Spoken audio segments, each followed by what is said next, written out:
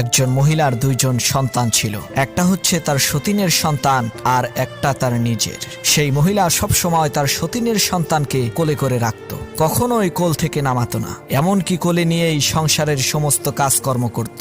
যখন পাড়ায় বেড়াতে যেত নিজের ছেলেকে হাত ধরে হাঁটিয়ে নিয়ে যেত এবং সতীনের সন্তানকে কোলে করে নিয়ে যেত। সতীনের সন্তানের প্রতি ভালোবাসার এই বিরল দৃষ্টান্ত দেখে এলাকার সমস্ত লোকেরা সেই মহিলার প্রশংসায় একেবারে পঞ্চমুখ হয়ে উঠল।